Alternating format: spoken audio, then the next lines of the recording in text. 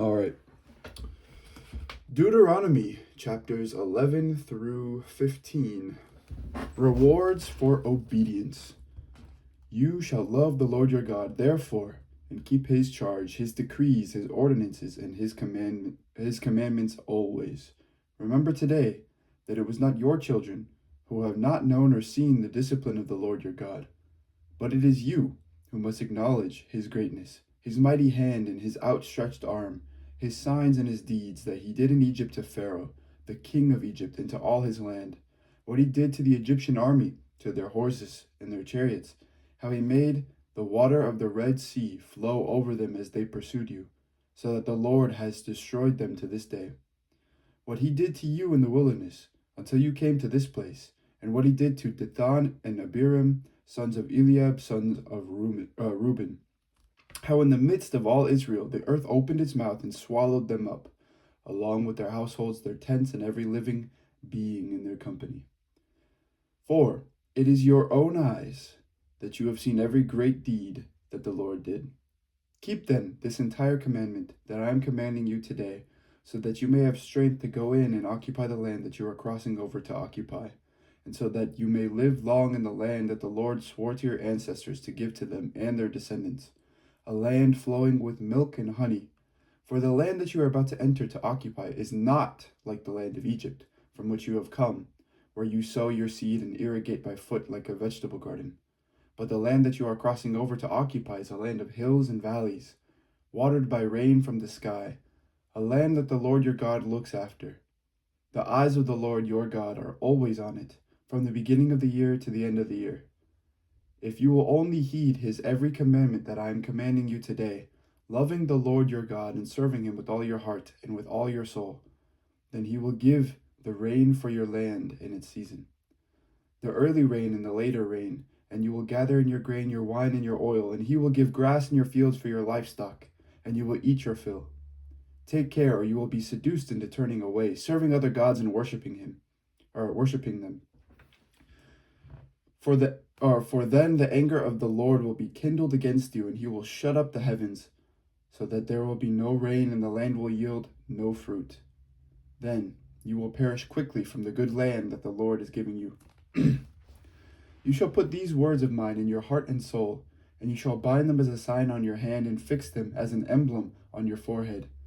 Teach them to your children, talking about them when you are at home and when you are away, when you lie down and when you rise. Write them on the doorposts of your house and on your gates, so that your days and the days of your children may be multiplied in the land that the Lord swore to your ancestors to give them, as long as the heavens are above the earth. If you will diligently observe this entire commandment that I am commanding you, loving the Lord your God, walking in all his ways and holding fast to him, then the Lord will drive out all these nations before you, and you will dispossess nations larger and mightier than yourselves. Every place on which you set foot shall be yours. Your territory shall extend from the wilderness to the Lebanon, and from the river Euphrates, to the western sea. No one will be able to stand against you. The Lord your God will put the fear and dread of you on all the land on which you set foot, as he promised you. See, I am setting before you today a blessing and a curse. The blessing, if you obey the commandments of the Lord your God that I am commanding you today, and the curse, if you do not obey the commandments of the Lord your God, but turn from the way that I am commanding you today, to follow other gods that you have not known. When the Lord your God has brought you into the land that you are entering to occupy, you shall set the blessing on Mount Gerizim, and the curse on Mount Ebal. As you know, they are beyond the Jordan, some distance to the west, in the land of the Canaanites who live in the Arabah, opposite Gilgal, beside the oak of Moreh. When you cross the Jordan to go in to occupy the land that the Lord your God is giving you, and when you occupy it and live in it, you must diligently observe all the statutes and ordinances that I am setting before you today. Pagan shrines to be destroyed. Chapter 12. These are the statutes and ordinances that you must diligently observe in the land that the Lord, the God of your ancestors, has given to you to occupy all the days that you live on the earth. You must demolish completely all the places where the nations whom you are about to dispossess served their gods, on the mountain heights, on the hills, and under every leafy tree. Break down their altars, smash their pillars, burn their sacred poles with fire, and hew down the idols of their gods, and thus blot out their name from their places. You shall not worship the Lord your God in such ways, but you shall seek the place that the Lord your God will choose out of all your tribes as his habitation to put his name there. You shall go there, bringing there your burnt offerings and your sacrifices, your tithes and your donations, your votive gifts, your freewill offerings, and the firstlings of the herds and flocks. And you shall eat there in the presence of the Lord your God, you and your household together, rejoicing in all the undertakings in which the Lord your God has blessed you. You shall not act as we are acting here today, all of us according to our own desires, for you have not yet come into the rest and the possession that the Lord your God is giving you.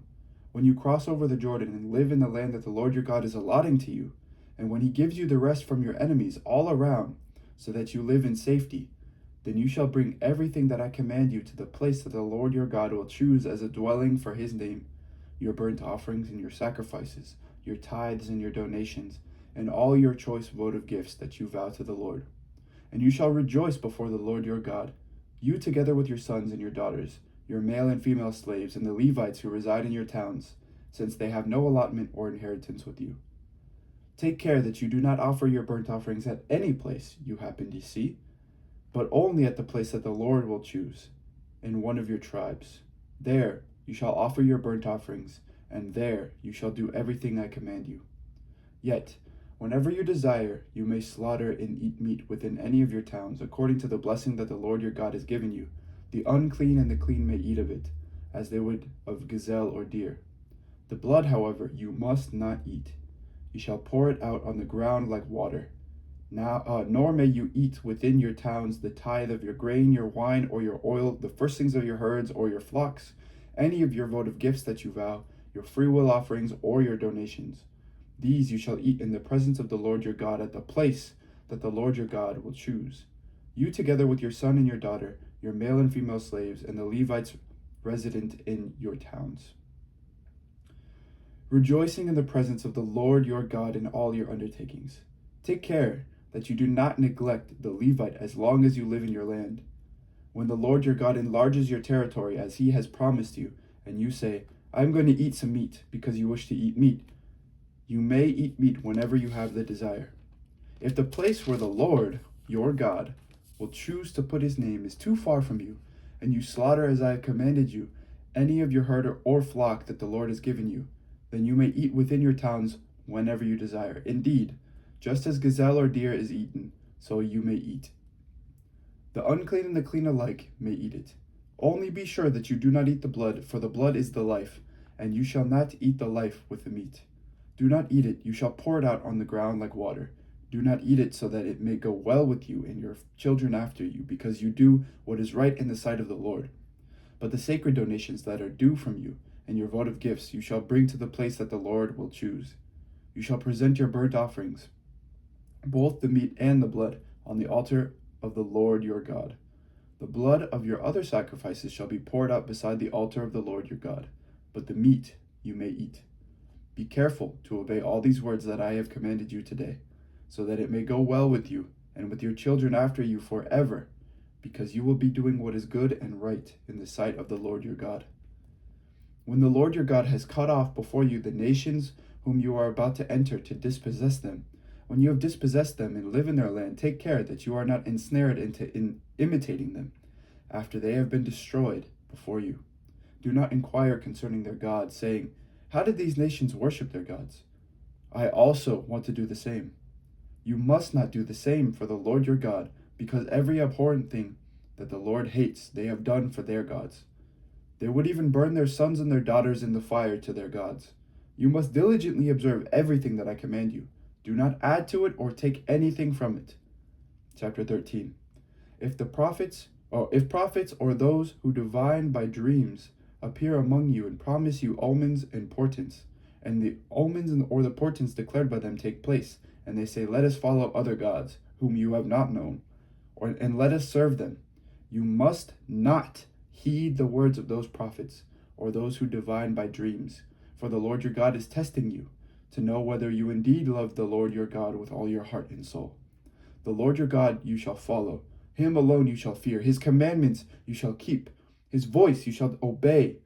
Him you shall serve, and to him you shall hold fast. But those prophets and those who divine by dreams shall be put to death for having spoken treason against him, the Lord your God, who brought you out of the land of Egypt and redeemed you from the house of slavery, to turn you from the way in which the Lord your God commanded you to walk. So you shall purge the evil from your midst.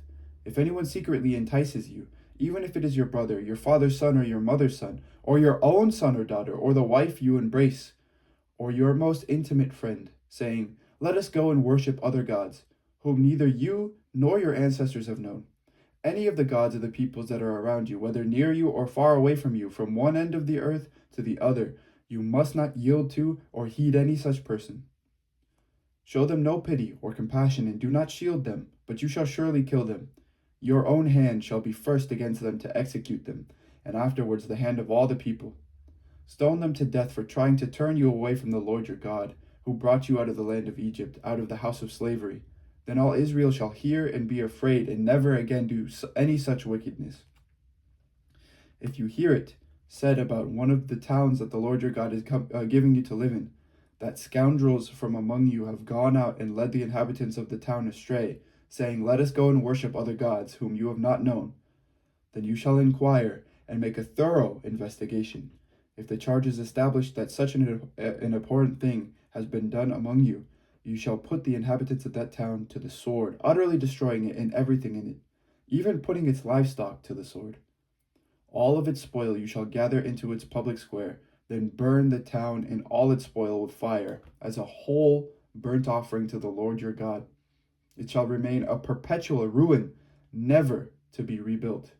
Do not let anything devoted to destruction stick to your hand, so that the Lord may turn from his fierce anger and show you compassion, and in his compassion multiply you, as he swore to your ancestors. If you obey the voice of the Lord your God by keeping all his commandments that I am commanding you today, doing what is right in the sight of the Lord your God. Pagan practices forbidden. Chapter 14. You are children of the Lord your God. You must not lacerate yourselves or shave your forelocks for the dead, for you are a people holy to the Lord your God. It is you the Lord has chosen out of all of the peoples of the earth to be his people, his treasured possession. You shall not eat any abhorrent thing. These are the animals that you may eat: the ox, the sheep, the goat, the deer, the gazelle, the roebuck, the wild goat, the ibex, the antelope, and the mountain sheep. Any animal that divides the hoof and has the hoof cloven in two and chews the cud among the animals you may eat. Yet of those that chew the cud or have the hoof cloven, you shall not eat of these: the camel, the hare, and the rock badger, because they chew the cud but do not divide the hoof. They are unclean for you. And the pig, because it divides the hoof but does not chew the cud, it is unclean for you. You shall not eat their meat, and you shall not touch their carcasses. Of all that live in the water, you may eat of these. Whatever has fins and scales you may eat, and whatever does not have fins and scales you shall not eat. It is unclean for you. You may eat any clean birds, but these are the ones that you shall not eat: the eagle, the vulture, the osprey, the buzzard, the kite of any kind, every raven of any kind, the ostrich, any nighthawk, the seagull, the hawk of any kind, the little owl and the great owl, the water hen and the desert owl, the carrion vulture and the cormorant. Cormorant, the stork, the heron of any kind, the hoopoe and the bat, and all winged insects are unclean for you. They shall not be eaten. You may eat any clean winged creature. You shall not eat anything that dies of itself. You may give it to aliens residing in your towns for them to eat, or you may sell it to a foreigner. For you are a people holy to the Lord your God. You shall not boil a kid in its mother's milk. Set apart a tithe of all the yield of your seed that is brought in yearly from the field, in the presence of the Lord your God, in the place that he will choose as a dwelling for his name. You shall eat the tithe of your grain, your wine, and your oil, as well as the firstlings of your herd and flock, so that you may learn to fear the Lord your God always. But if, when the Lord your God has blessed you, the distance is so great that you are unable to transport it, because the place where the Lord your God will choose to set his name is too far away from you, then you may turn it into money. With the money secure in hand, Go to the place that the Lord your God will choose and spend the money for whatever you wish, oxen, sheep, wine, strong drink, or whatever you desire. And you shall eat there in the presence of the Lord your God, you and your household rejoicing together. As for the Levites resident in your towns, sorry, that was a half yawn. Anyway, do not neglect them, because they have no allotment or inheritance with you. Every 3rd year you shall bring out the full tithe of your produce for that year and store it within your towns. The Levites, because they have no allotment or inheritance with you, as well as the resident aliens, the orphans, and the widows in your towns, may come out and eat their fill, so that the Lord your God may bless you in all the work that you undertake. Laws concerning the sabbatical year. Chapter 15. Every 7th year you shall grant a remission of debts, and this is the manner of remission. Every creditor shall remit the claim that is held against a neighbor, not exacting it from a neighbor who is a member of the community, because the Lord's remission has been proclaimed. From a foreigner you may exact it, but you must remit your claim on whatever any member of your committee owes you. There will, however, be no one in need among you, because the Lord is sure to bless you in the land that the Lord your God is giving you as a possession to occupy. If only you will obey the Lord your God by diligently observing this entire commandment that I command you today. When the Lord your God has blessed you, as he promised you, you will lend to many nations, but you will not borrow. You will rule over many nations, but they will not rule over you. If there is among you anyone in need, a member of your community in any of your towns within the land that the Lord your God is giving you, do not be hard-hearted or tight-fisted towards your needy neighbor. You should rather open your hand, willingly lending enough to meet the need, whatever it may be. Be careful that you do not entertain a mean thought, thinking, the 7th year, the year of remission, is near, and therefore view your needy neighbor with hostility and give nothing. Your neighbor might cry to the Lord against you, and you would incur guilt. Give liberally and be ungrudgingly when you do so, for on this account the Lord your God will bless you in all your work and in all that you undertake. Since there will never cease to be some in need on the earth, I therefore command you, open your hand to the poor and needy neighbor in your land. If a member of your community, whether a Hebrew man or a Hebrew woman, is sold to you and works for you for 6 years, in the 7th year you shall set that person free. And when you send a male slave out from you, a free person, you shall not send him out empty-handed. Provide liberally out of your flock, your threshing floor, and your winepress, thus giving to him some of the bounty with which the Lord your God has blessed you. Remember that you were a slave in the land of Egypt, and the Lord your God redeemed you. For this reason I lay this command upon you today. But if he says to you, I will not go out from you, because he loves you and your household, since he is well off with you, then you shall take an awl and thrust it through his earlobe into the door, and he shall be your slave forever. You shall do the same with regard to your female slave. Do not consider it a hardship when you send them out from you free persons, because for 6 years they have given you services worth the wages of hired laborers, and the Lord your God will bless you in all that you do. Every firstling male born of your herd and flock you shall consecrate to the Lord your God. You shall not do work with your firstling ox, nor shear the firstling of your flock. You shall eat it, you together with your household, in the presence of the Lord your God, year by year, at the place that the Lord will choose. But if it has any defect, any serious defect, such as lameness or blindness, you shall not sacrifice it to the Lord your God. Within your towns you may eat it, the unclean and the clean alike, as you would a gazelle or deer. Its blood, however, you must not eat. You shall pour it out on the ground like water. This is the word of the Lord. Thanks be to God. And once again, thank you to everyone who has listened today. May God bless you. Take care.